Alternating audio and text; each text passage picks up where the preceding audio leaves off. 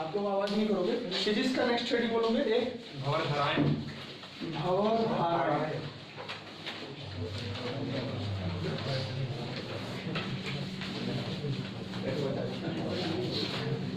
अगला सचिव परिपथ RC ठीक है, परिपथ से लिख दो बस। ट्रांसफार्मर यदि वो बड़ा है बेटा, वो थोड़ी हो पाएगा। देखो कि फर्स्ट हेडिंग भंवर धाराएं टीडी करें। EDDY ईडी करंट बोलते हैं, भंवर धाराएं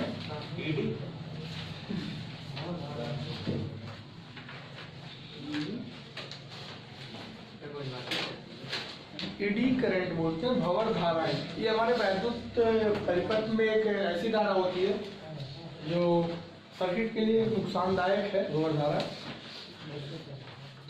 बताएंगे। जब किसी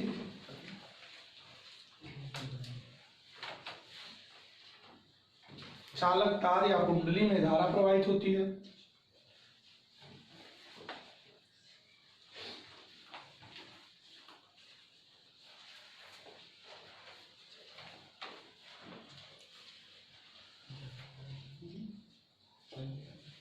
तो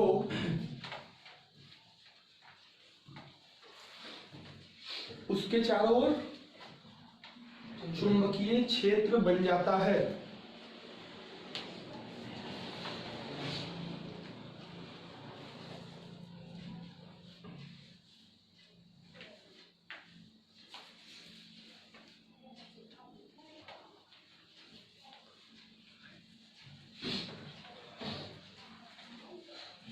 लेकिन प्रत्यावर्ती धारा होने पर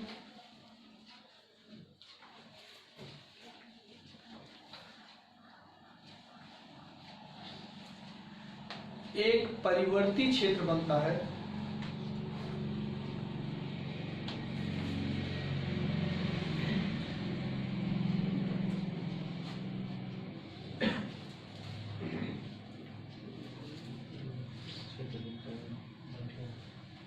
जिससे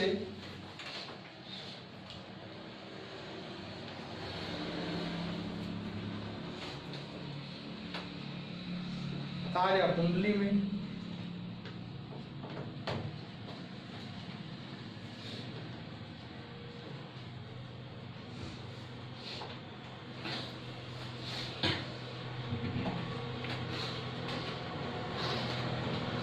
भंवर धारा उत्पन्न होती है।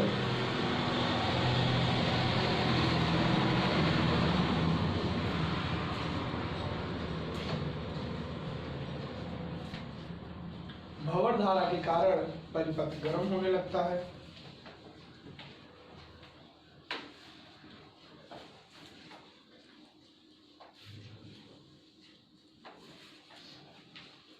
और इससे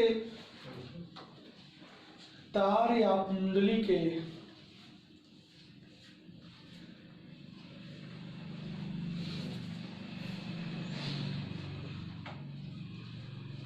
खराब होने का भय होता है। खराब होने का भय होता है।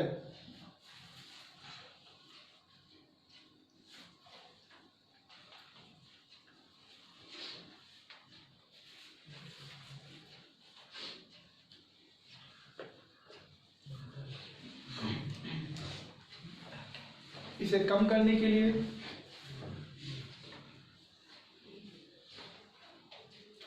एक मोटे तार के स्थान पर कई पतले तार लगाए जाते हैं। एक मोटे तार के स्थान पर कई पतले तार लगाए जाते हैं।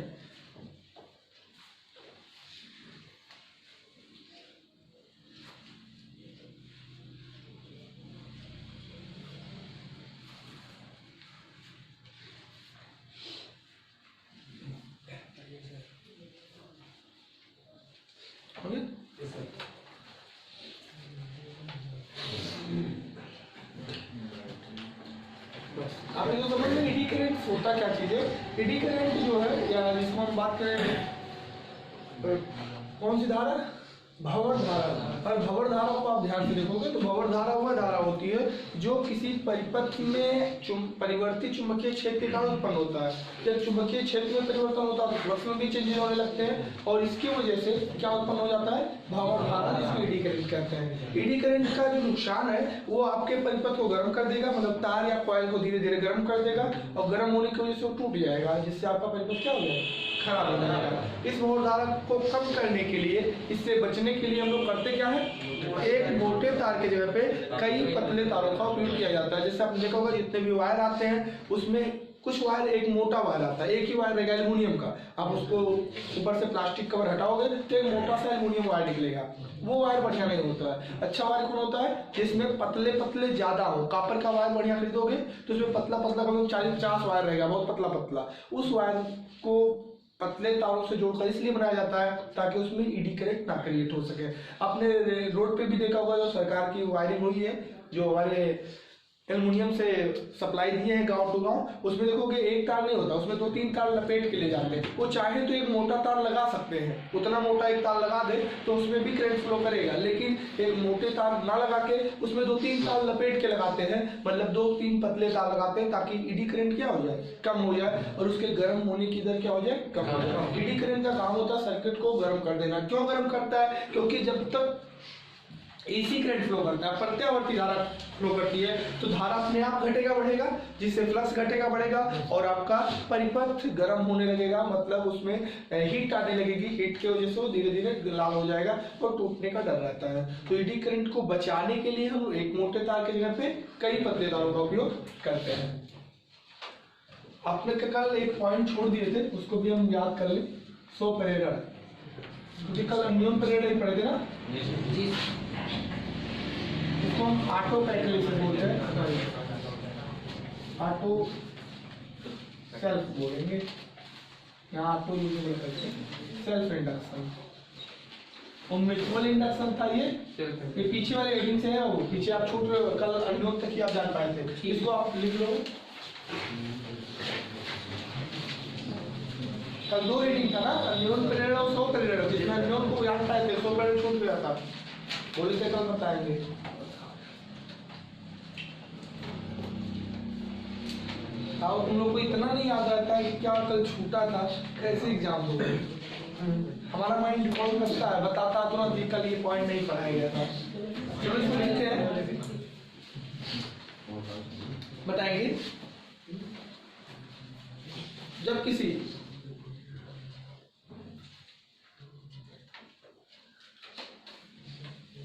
बंद कुंडली में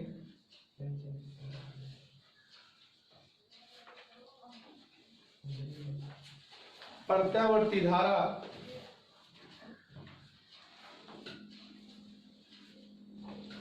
प्रवाहित होती है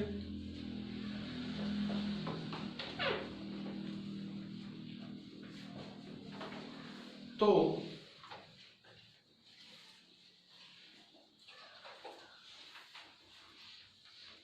उसके स्वयं के कुंडली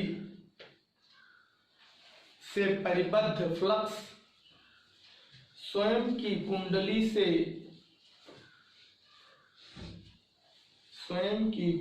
से परिबद्ध चुंबकीय फ्लक्स में परिवर्तन के कारण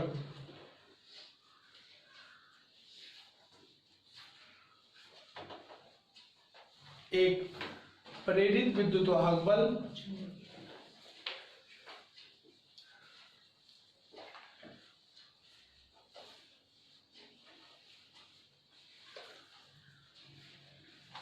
और एक प्रेरित धारा उत्पन्न हो जाती है।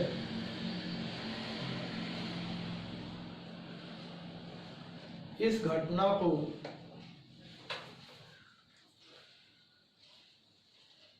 स्वप्रेरण कहते हैं। क्या कहते हैं?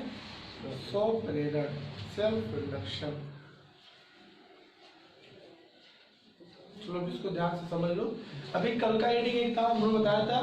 पहले तो आपको जानना विद्युत चुंबकीय प्रेरण क्या है, जो कि मेन पॉइंट है इस चैप्टर का। फैराडे के थ्रू इसको एक्सप्लेन भी किए हैं, इसमें 2 लॉ भी दिए हैं। और विद्युत चुंबकीय प्रेरण क्या होता है? जब किसी भी बंद परिपथ से गुजरने वाले चुंबकीय फ्लक्स में समय के साथ तीव्र गति से परिवर्तन करते हैं। एक बार फिर से सुनो, जब किसी बंद कुंडली से गुजरने वाले चुंबकीय फ्लक्स में समय के साथ तीव्र गति से परिवर्तन करते हैं तो उसमें एक विद्युत वाहक बल उत्पन्न हो जाता है और उसके कारण एक धारा बहने लगती है।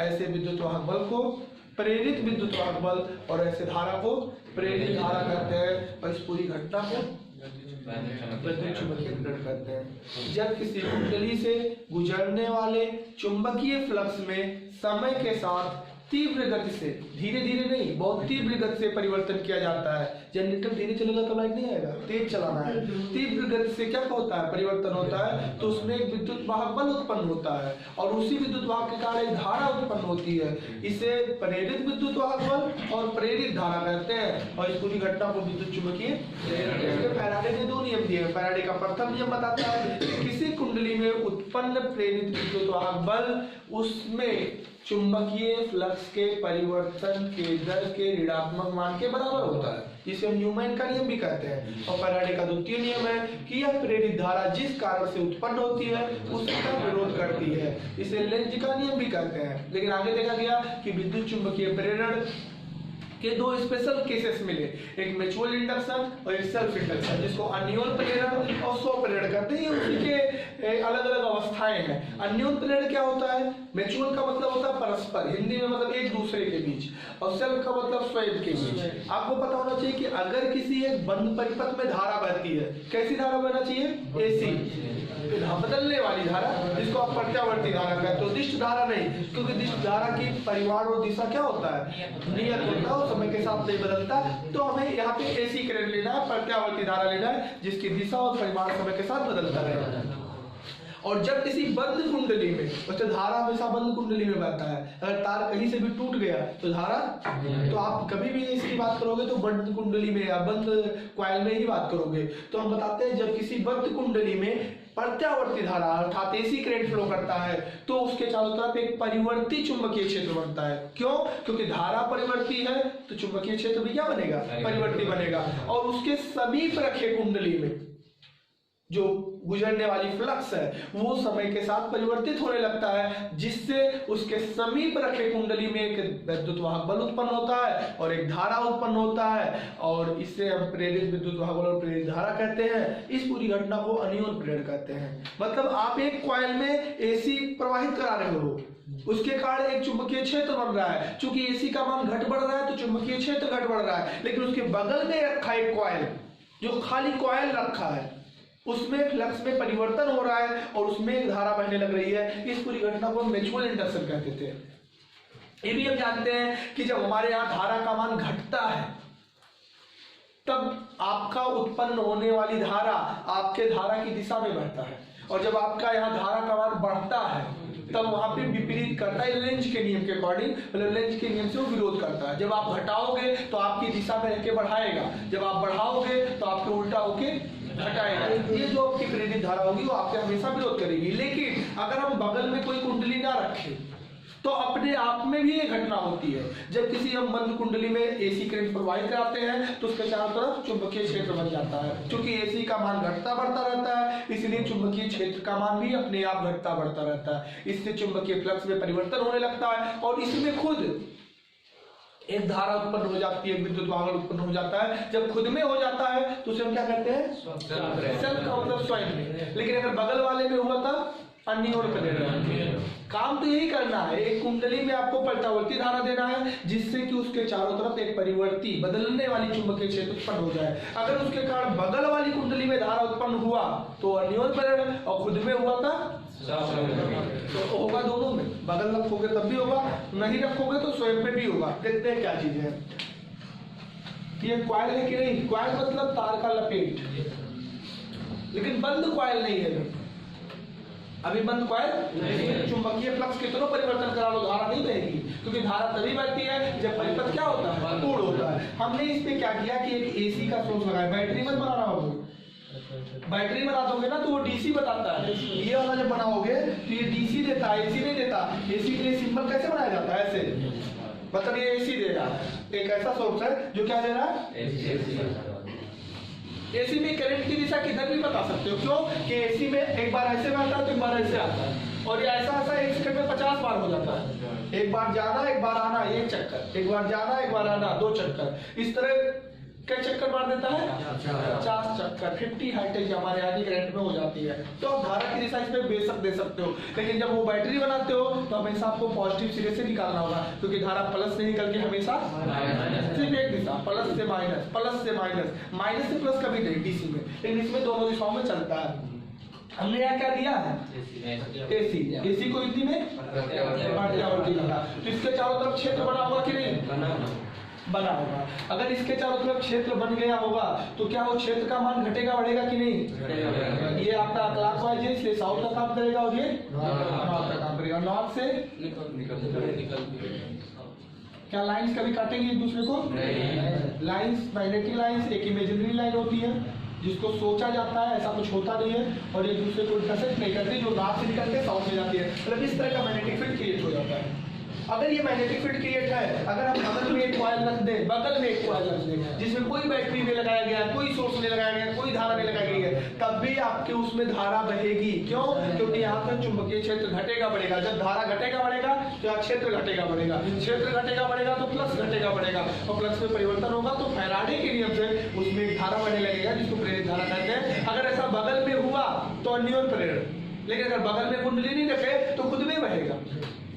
कैसे, आपकी इसको हम क्या बोलते हैं, मुख्य धारा, मुख्य मतलब मेन करंट जो आपका सप्लाई दे रहा है, लेकिन इसके वजह से जब इसमें जाएगा तो ये जो चुंबकीय क्षेत्र है वो इसके अंदर से भी घुसेंगे कि नहीं, और वहां भी फ्लक्स चेंज होगा कि नहीं। तो ये तो आपका मेन करंट था जो फ्लो कर रहा था इस सप्लाई के अकॉर्डिंग, लेकिन यहाँ जो फ्लक्स में चेंजिंग की वजह से करंट क्रिएट होगा वो करंट कहलाएगी प्रेरित धारा। अगर यहाँ मुख्य धारा घट रहा है,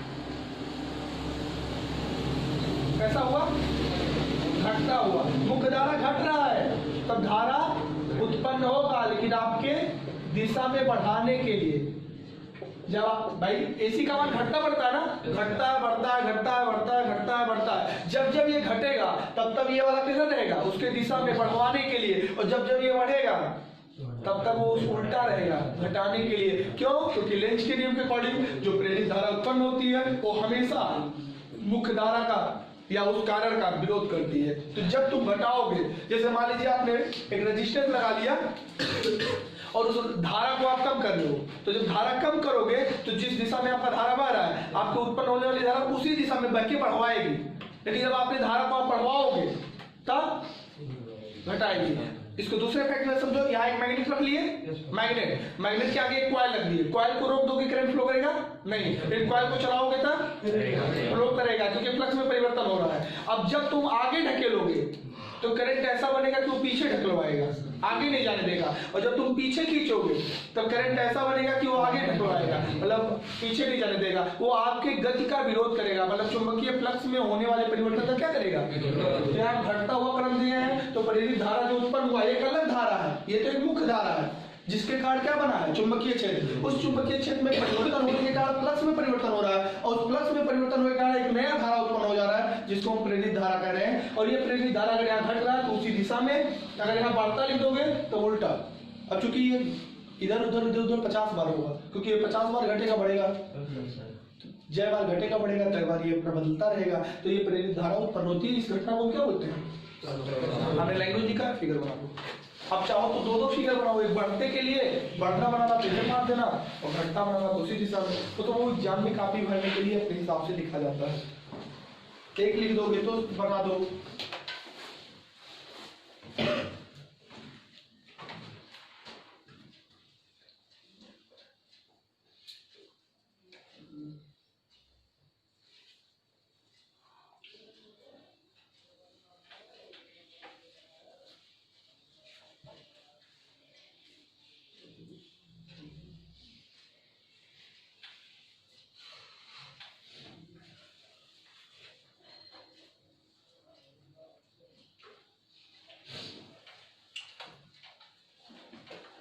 तो विद्युत चुम्बकीय प्रेरण की जो अगर हम टॉपिक को देखें तो 2 फेज में मिलते हैं। कभी कभी ये अन्योन प्रेरण के रूप में मिलता है, कभी कभी ये स्व प्रेरण के रूप में मिलता है।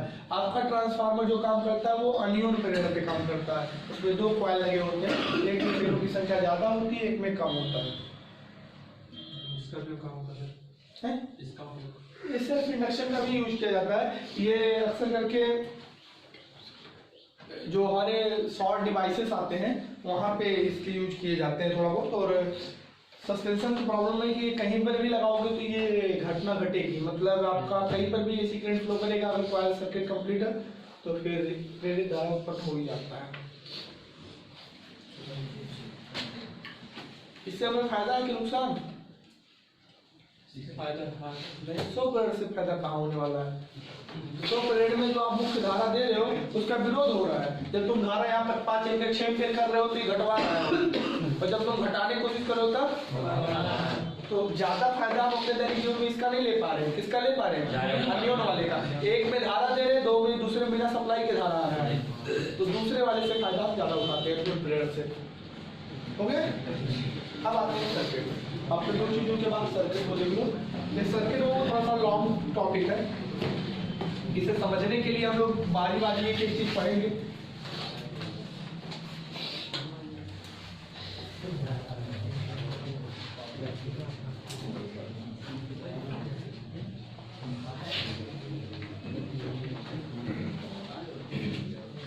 देखो हमारे जो एसी सर्किट होते हैं उसमें क्या क्या लग सकते हैं, तो आप पहले तो नोट पॉइंट लिख लो।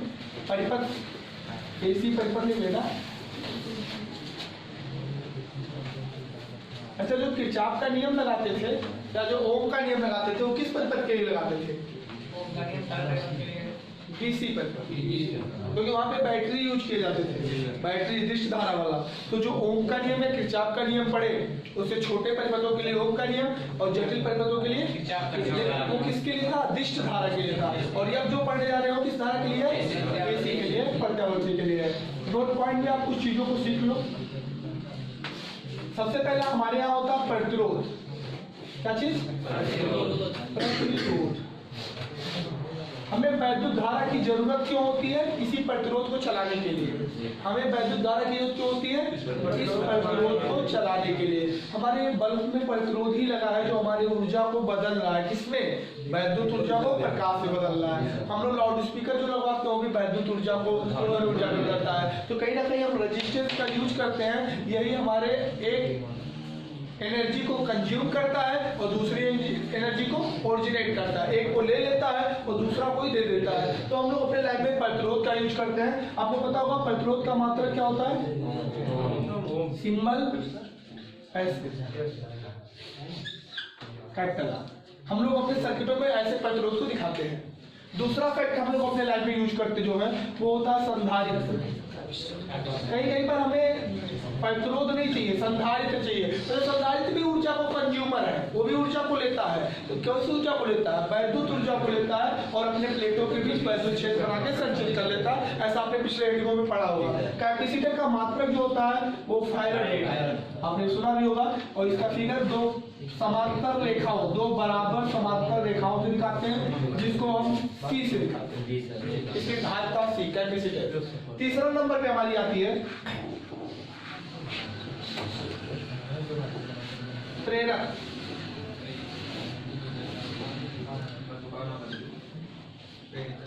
क्या है? प्रेरक। प्रेरक तो मतलब इंडक्टर होता है। ये सिंपली आप कॉइल समझ सकते हो। इसका मात्रक निकालने के लिए हम लोग क्या यूज करते हैं? हेनरी। ये तीनों ही वैज्ञानिक हैं। ये क्या है? एक कॉइल है। क्या है? ये जो कॉइल बनते हैं इस कॉइल को हम लोग बोलते हैं। और इसका जो प्रेरक होता है इसको क्या बोलते हैं? एल। इससे दिखाते हैं एल से दिखाते हैं। इसका भी हम अपने लाइफ में यूज करते हैं। जैसे कि आपने देखा होगा अपना हीटर जो बनता है वो कॉइल से बना होता है। आपका एक पंखा भी लगभग कॉइल से ही बना, उसमें कॉइल लगेंगे ना। तो हम अपने दैनिक जीवन में कितने तरह यूज कर रहे हैं वैद्युत ऊर्जा का? कुछ जगहों पे प्रतिरोध लगा के, जैसा कि फिगर में ऐसा मिलेगा। कुछ जगहों पे संधारित्र लगा के, संधारित्र मतलब जैसे पावर बैंक हुआ, इन्वर्टर की बैटरी हुआ, ये लोग भी वैद्युत ऊर्जा का कंज्यूम कर रहे हैं और कुछ प्रतिरोध भी कंज्यूम करते हैं। और कुछ जगह जैसे हमारे घर में तो ये तीनों करते हैं। बल्ब को देखोगे तो प्रतिरोध है जो आपके वैद्युत ऊर्जा को खा रहा है, कंज्यूम कर रहा है। वहीं पे हीटर को देखोगे तो हीटर एक कॉइल वाला है, वो आपके वैद्युत ऊर्जा को कंज्यूम कर रहा है। कैपेसिटर देखोगे तो आप अपना मोबाइल की बैटरी, पावर बैंक सब चार्ज ही कर रहे हो। वहाँ अपने घरों में हम लोग तीनों का यूज कर रहे हैं। अब ये तीनों जब हम यूज करते हैं तो इस हिसाब से सर्किट बनती है। परिपथ हम लोगों को कितने तरह बनती है उसको देखते हैं। इसी के नाम पे परिपथ का नाम आप समझ जाओगे। परिपथ क्या होता है, एक बताएगा वो आरसी परिपथ। आरसी क्यों नाम दिया गया, क्योंकि इसमें एक रेजिस्टेंस लगा होगा और एक कैपेसिटर लगा होगा।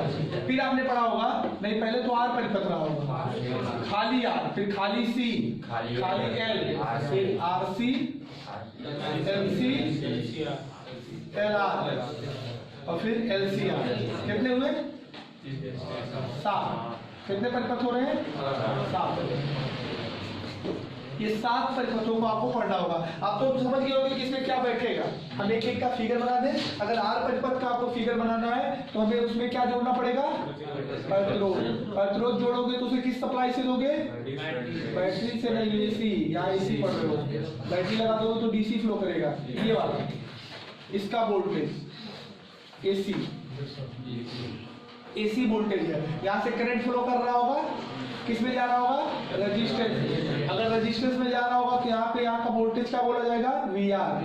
तो यहाँ वोल्टेज इसके क्रॉस आएगा, उसको क्या बोलेंगे, वी आर। और ये परिपथ क्या कहलाएगा, क्यों आर परिपथ, क्योंकि इसमें केवल अगर हम सी वाले को बनाए तो हम कैसे बनाएंगे, एक कैपेसिटर लगाएंगे, उसको लाके किससे जोड़ेंगे, एसी सर्किट से, जिसका वोल्टेज कितना हम लोग कंज्यूम कर ले, V।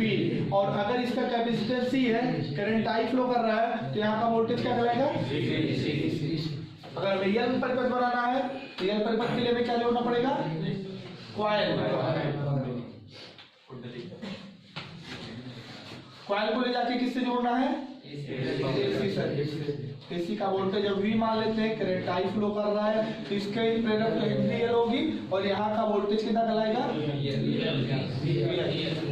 ये कौन सा परिपथ, आर परिपथ, ये सी परिपथ। आरसी बनाना था, एक रेजिस्टेंस आर और आगे एक कैपेसिटर सी। दोनों को ले जाके किससे जोड़ना पड़ेगा, एसी करंट से। किससे, एसी। करंट आई फ्लो कर रहा है, यहाँ का वोल्टेज, यहाँ का वोल्टेज। अगर हमें एलसी बनाना है तो एलसी, एल मतलब एक कुंडली और सी मतलब एक कैपेसिटर। पूरे सर्किट को ले जाके किससे जोड़ना है, एसी। वोल्टेज भी, करंट आई फ्लो कर रहा है। सपोज कर लेते हैं इसका प्रेरक तो एल और कैपेसिटेंस सी, तो यहाँ का वोल्टेज बनेगा रेजिस्टेंस का वोल्टेज। अगर आप फिर एल आर का बनाए तो एल आर कैसे बनता है, एल आर मतलब एक कॉइल और एक प्रतिरोध join with AC current. I flow करेगा, यहाँ पर रियल और यहाँ ये रेजिस्टेंस आर, इसका प्रेरक तेल है। और लास्ट जो बनेगा वो एलसीआर। एलसीआर बनाने के लिए एक कॉइल, एक सी, तीनों को ले जाके स्टडी करोगे, किससे जोड़ देंगे, एसी वोल्टेज से जोड़ देंगे, जिससे सप्लाई आई आएगा। ये एल है, ये सी है, और ये इसके बाद वोल्टेज। अब इसको वो लैंग्वेज लिखना पड़ता है, चीजों को लिखना होता है। तो लिखने से पहले आपको नोट पॉइंट ये डालोगे, फिर परिपथ के प्रकार लिखोगे। अब प्रकार में आर सिर्फ मत लिखना, आर परिपथ कहा जाता है इंग्लिश में सर्किट। सर्किट अगवा से सर्किट लिखना पड़ेगा, चाहे हिंदी में परिपथ लिखना, चाहे इंग्लिश में सर्किट लिखना। तो पहले ये लिखोगे, फिर ये लिखोगे, फिर सबका फिगर बना डालोगे। बस एग्जाम में सबका नहीं आता, किसी एक का आता है। फिर पढ़ना तो आपको टोटल पड़ेगा, पता नहीं कौन पूछ लेगा।